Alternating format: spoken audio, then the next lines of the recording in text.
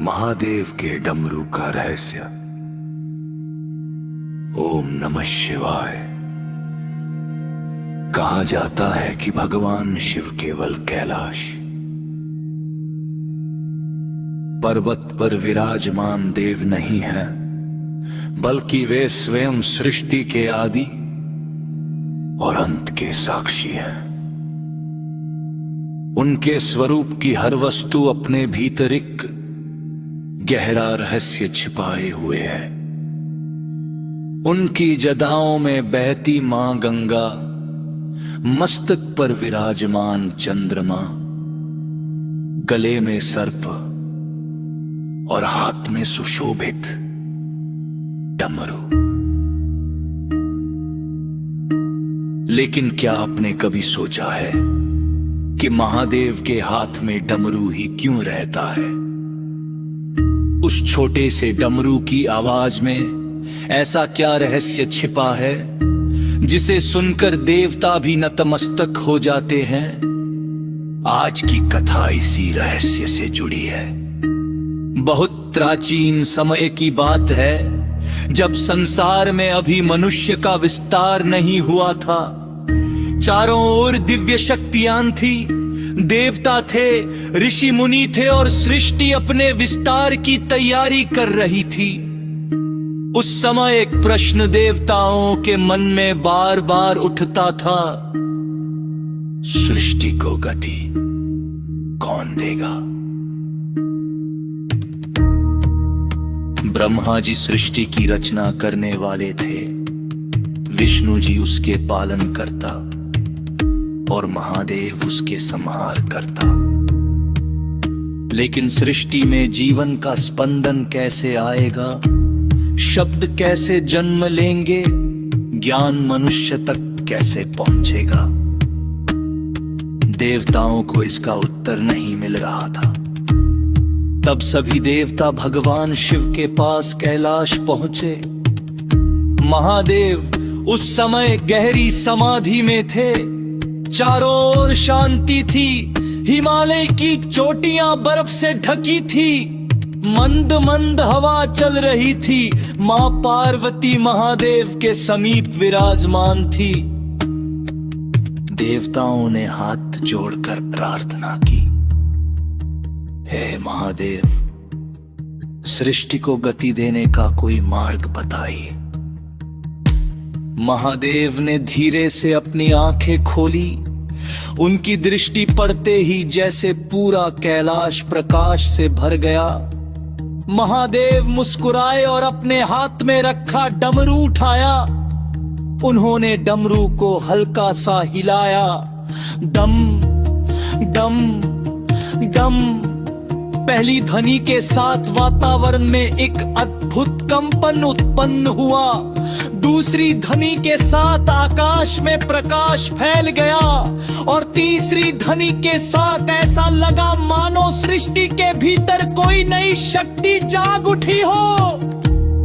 देवता आश्चर्य से महादेव की ओर देखने लगे। तभी महादेव बोले, जहां शब्द है वहीं जाऊ है, जहां ज्ञान है वही चेतना है, और जहां चेतना है वही सृष्टि है। महादेव के डमरू से निकलने वाली ध्वनि साधारण ध्वनि नहीं की, तवे नाद था, वही आदिनाद जिसे आध्यात्मिक परंपरा में सृष्टि के मूल स्पंदन से जोड़ा जाता है। कहा जाता है कि महादेव के डमरू के नाद से ही संस्कृत के व्याकरण से जुड़े प्रसिद्ध 14 महेश्वर सूत्रों की परंपरा जुड़ी हुई है। इसी कारण डमरू को ज्ञान और भाषा के दिव्य स्रोत के प्रतीक के रूप में भी देखा जाता है। लेकिन डमरू का रहस्य केवल इतना ही नहीं है, इसके पीछे एक और गहरी बात छिपी है। डमरू का आकार देखिए, बीच से पतला और दोनों ओर से चौड़ा, एक ओर जैसे शुरुआत और दूसरी ओर जैसे अंत, बीच में वर्तमान, मानो महादेव हमें से चाह रहे हो। जो जन्मा है उसका अंत निश्चित है और अंत के बाद भी नई शुरुआत होती है। यही तो सृष्टि का नियम है।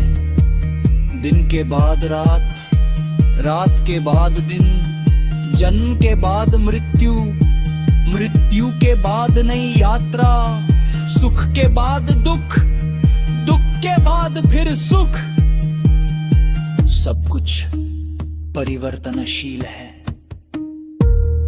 लेकिन इस परिवर्तन के बीच जो शक्ति स्थिर रहती है वह है महादेव। एक बार माता पार्वती ने भी महादेव से पूछा, स्वामी आपके डमरू की ध्वनि इतनी विशेष क्यों है? महादेव ने मुस्कुराकर कहा, देवी यह डमरू केवल वाद्य नहीं है, ये सृष्टि के स्पंदन का प्रतीक है। जब इसका नाद होता है तब जीव के भीतर सोई हुई चेतना को जागने का संदेश मिलता है। माता पार्वती ने पूछा, तो क्या हर व्यक्ति इस नाद को सुन सकता है? महादेव बोले, बाहर का नाद तारा से सुला जाता है, लेकिन भीतर का नाद केवल शाम मन से जुला जाता है। ये तो तहरीकी हम दिन भर संसार की आवाजों में वाज है रगमा हो। किसी को धन चाहिए, किसी का सम्मान चाहिए, किसी को सफलता चाहिए, किसी का बेदुत बेचेता है, किसी को पुरुष की चिंता है, और इनरी चिंता क्या कुछ मनुष्य पाप भी कर किया सुनना भूल जाता है। महादेव का डल्लू मानो नहीं याद दिलाता है। कुछ समय संशय निशात करवाना में भीतर जागो। कहा जाता है कि जब हनुमान शहद कान में उतरते हैं तब उनका डमरू की डांट दिखता है। उनका तान केवल विलास का प्रतीक नहीं है, वो परिवर्तन का प्रतीक है।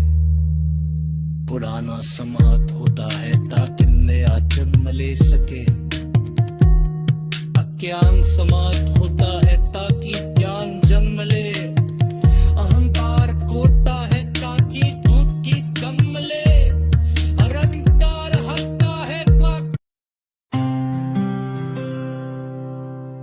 नमः शिवाय। तो वो केवल 5 अक्षरों का उच्चारण नहीं करता, वो अपने मन को महादेव की चेतना से जोड़ने का प्रयास करता है। महादेव का डमरू हमें ये भी सिखाता है कि जीवन में ताल और संतुलन आवश्यक है। डमरू की ध्वनि तभी सुंदर लगती है जब उसकी लय बनी रहे, वैसे ही जीवन भी तब सुंदर होता है जब उसमें संतुलन हो। बहुत अधिक सुख भी मनुष्य को भटका सकता है, बहुत अधिक दुख भी मनुष्य को तोड़ सकता है। लेकिन जो व्यक्ति दोनों परिस्थितियों में महादेव को याद रखता है, उसका मन धीरे धीरे स्थिर होने लगता है। कथा आगे बढ़ती है। एक दिन देवताओं ने महादेव से पूछा, प्रभु संसार में इतने दुख क्यों हैं? महादेव ने डमरू बजाया, डम डम डम, फिर बोले, दुख मनुष्य को कमजोर करने नहीं आता, कभी कभी दुख उसे जगाने आता है। देवताओं ने पूछा, और सुख? महादेव बोले, सुख उसे ये याद दिलाने आता है कि जीवन में कृतज्ञ रहना चाहिए। फिर महादेव ने डमरू बजाया, डम डम। सुख और दुख दोनों आते जाते रहते हैं, जैसे डमरू की धुनी उठती है और फिर शांत हो जाती है। यही जीवन का सत्य है, इसलिए जब जीवन में कठिन समय आए तो घबराइए मत। अपने मन से कहिए, ये समय भी बीत जाएगा। और जब जीवन में सुख आए तब भी अहंकार मत कीजिए, अपने मन से कहिए।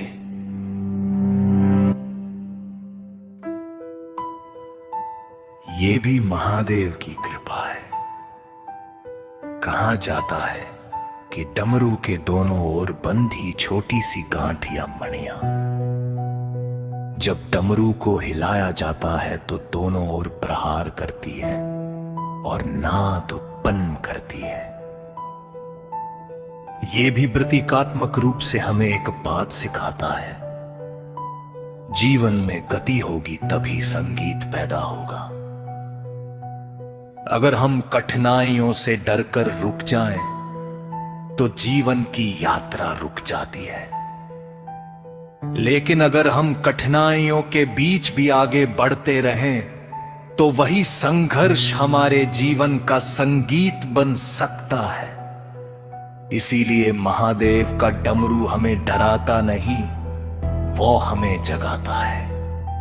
वो कहता है, उठो, जागो, अपने भीतर की शक्ति को पहचानो, और सबसे बड़ी बात, अहंकार छोड़कर महादेव का स्मरण करो। कथा के अंत में ब्रह्मा जी ने महादेव से कहा, प्रभु, आपका डमरू संसार के लिए इतना महत्वपूर्ण है, तो इसका सबसे बड़ा संदेश क्या है? महादेव ने डमरू को अपने हृदय के पास रखा और कहा, नाद बाहर से सुनाई देता है, लेकिन उसका अर्थ भीतर समझ आता है। जिस दिन मनुष्य अपने भीतर के शोर को शांत कर लेगा, उसी दिन उसे अपने भीतर शिव का अनुभव होने लगेगा। ये सुनकर सभी देवता नतमस्तक हो गए। कैलाश पर फिर शांति छा गई। हिमालय की चोटियों पर चंद्रमा का प्रकाश फैल गया। मां पार्वती मुस्कुराई और महादेव ने धीरे से अपना डमरू बजाया।